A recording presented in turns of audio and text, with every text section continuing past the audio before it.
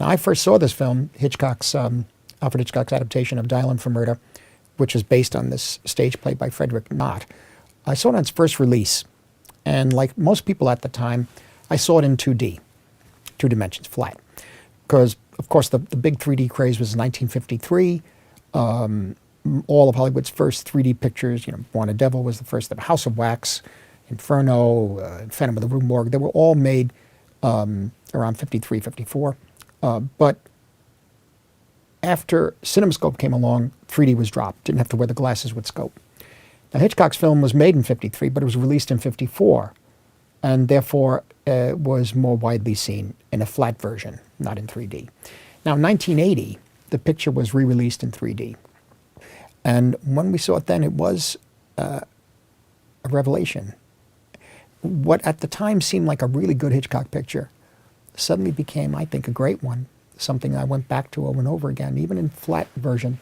I mean, when I saw it in 3D, Hitchcock, it seemed to use the 3D very expressively, and somehow the emotions, it deepened the emotions within this small apartment in Mayfair, London, where the action is mostly set. I mean, every chair, every table, all the distances between the people become very charged. And the 3D brings the sort of the inner worlds of the characters within their living space very, very, very close to the audience.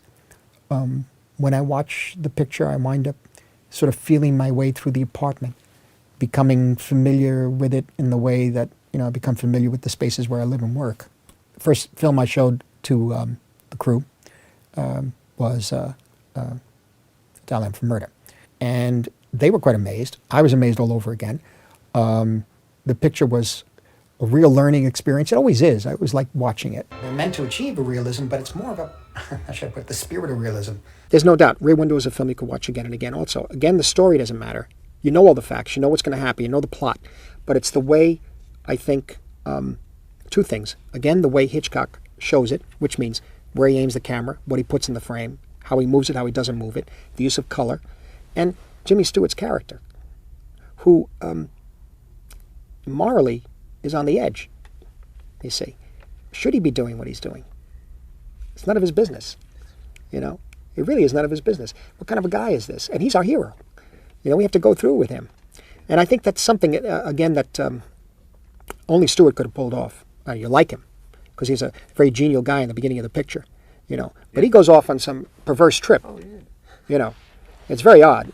On a big screen at the Capitol Theater in New York with my friends who were 15 years old. And even though the film was not received well at the time, we responded to the film very strongly. Didn't know why. Couldn't really tell why. Couldn't tell what was happening. But we really went with the picture and remembered it. And it took years for us to see it again. But there's a sequence in that film where he's just following, Jimmy Stewart's following Kim Novak in her car.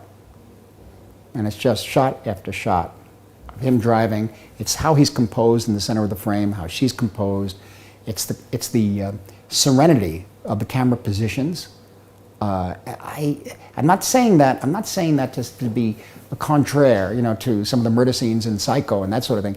Yeah, I like watching those. And the actual shower scene in Psycho I use as a template for some of the for one of the big moments in Raging Bull for a fight scene as a template.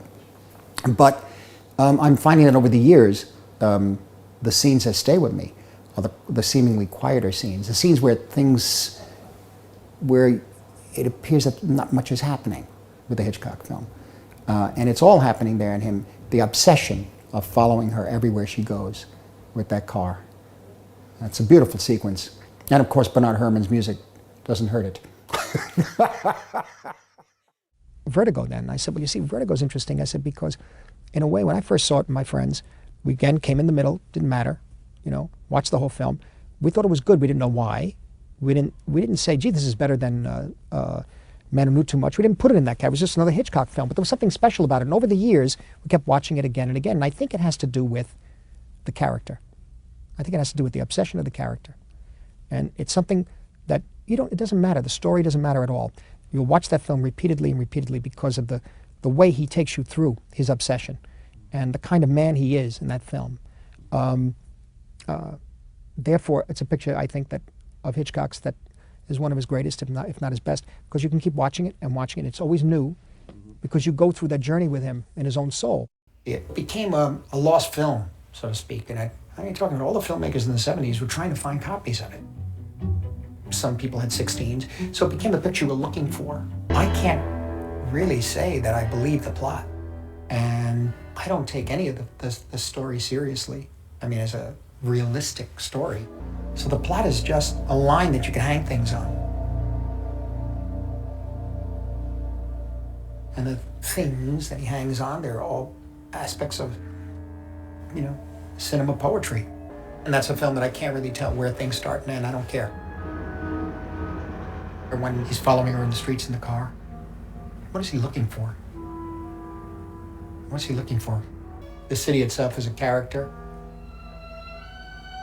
The architecture itself. The mystery of old San Francisco. That painting. This whole business of remaking her, yes, we get it. Everyone's talking about the fetishism of it. Fine, it's good. But it's this extraordinary sense of loss that he's trying to fill that void. Maybe it reaches out to everyone because of that. You know, we could bring our own sense of melancholy or loss to it. That kiss is so extraordinary. That's the one moment where he gets some kind of fulfillment. And then after that, it's time to go. It's a world that he creates that reflects, I think, what it is to be alive and what it is to live in fear.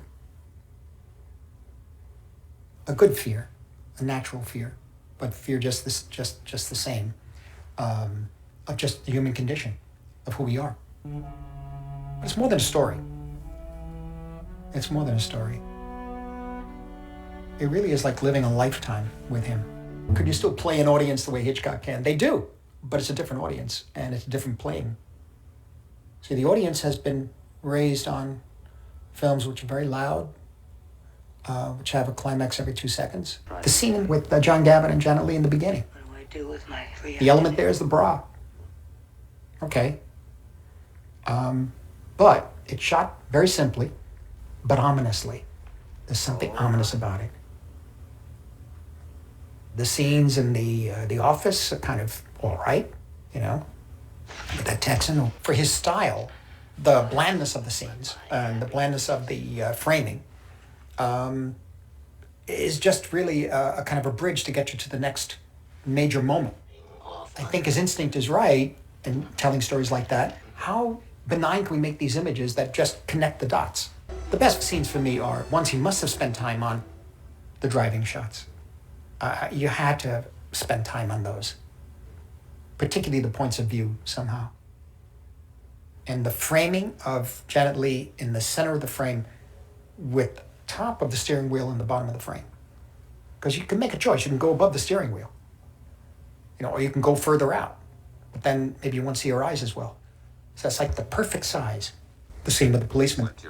Of course, the framing of him staring into the car. Yes, we know with the glasses he's scary. But there's something about the restraint of those frames. See, and the more you restrain, the better it is when the explosion happens. And on the way to the explosion, there are these meditative states driving. And there's a sense of movement ahead. She steals money, then she decides to drive away, then she becomes guilty about it. Then she meets this guy in a motel and he's telling her all his problems. You're watching, you want to know what happens. She's going to bring that money back? Now what is Anthony Perkins really going to do? You know, he has his mother there. Maybe there's going to be this whole thing going on with the mother and him and her. And I mean, you're taken down a path. But what's great about it is that all your expectations are taken and turned upside down at that time. As it is now, we expect certain things. And it took storytelling at that time and says, no, I'm not going to give you that. I'm going to give you something else. Because you think everything is so cool. You're the end of the 50s, the 60s are going to look glorious to us. I think it was really important for who we were then. You have Vietnam, you have World Revolution, you have everything that happened in the 60s, and the society has never been the same. That picture really touched upon that, I think, Psycho. Because you want everything so neat and wrapped up. Well, life isn't like that. Even the stories I'm going to tell you are not like that now.